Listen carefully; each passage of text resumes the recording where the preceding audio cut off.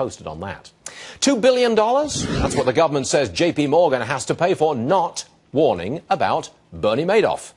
Some would call this a shakedown. All rise. Judge Andrew Napolitano is here. He's laughing already. Now, wait a second. Happy New Year. Oh, yeah. Let's get rid of that one. Okay, Happy New Year. Good. Now, the JP Morgan did warn the British authorities. They put in a report of suspicious activity to the British authorities, but not to the American authorities. That's why the authorities here are saying, you should have warned us. And if you didn't, you're going to fine you. JP Morgan, typical of Mr. Jamie Dimon, is caving, and it's giving the federal government $2 billion.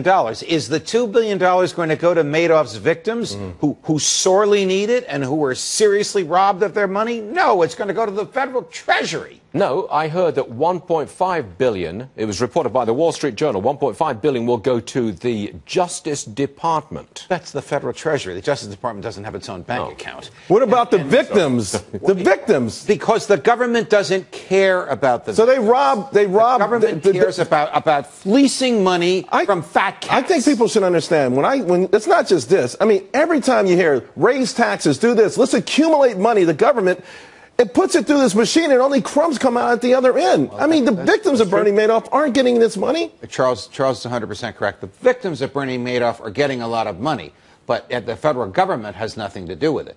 They're getting it because Irving Picard... Right, but they should be getting this whole $2 billion minus a small administrative fee. Well, is it legit? Standards for the reporting are different in Great Britain than they are in the United States, and they are very vague.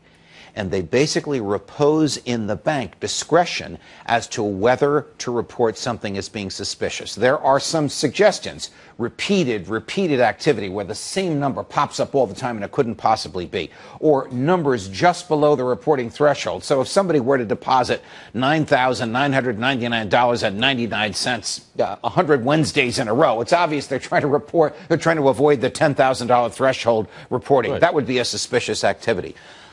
But why should that be a crime on the part of J.P. Morgan? Because they didn't report it.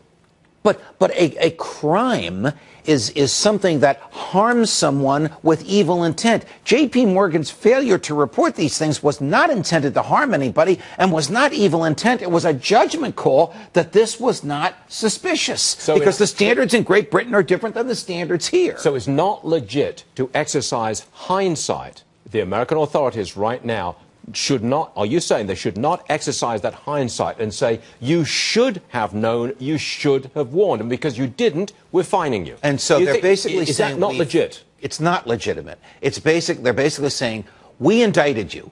We're not going to make the indictment public, and we're not going to prosecute on this indictment if you cough up $2 billion. You know what that's called? Bribery. Okay. JP Morgan stock hit a new high this morning. Doesn't that deflect your It's obvious that the investors don't look at this the same way I do. No, I am making a moral, a legal, and a constitutional argument, but not a financial one. J.P. Morgan's stock would go up if Janet Yellen gave them a wheelbarrow full of cash, even if they never had to pay it back. JP Morgan stock would go down if Jamie Dimon took on the government and took on tens of billions of dollars worth of legal liability you're right. and then lost in the long run. Even though that might be the right thing to do. You're exactly right. That shows you how not based on morality is the up or down of the stock market. And Charles will agree with me on that. Oh, yeah, they're happy it's over with. they're just happy the news is done. They don't care about right and wrong. Right. So his wild success last year, 2013, with stock market predictions and picks, that was basically and grossly immoral, Charles? No. Don't trust my words. My desire to make the money was immoral. Yes, welcome back, my God. My desire to make the money was immoral. If I may. Good.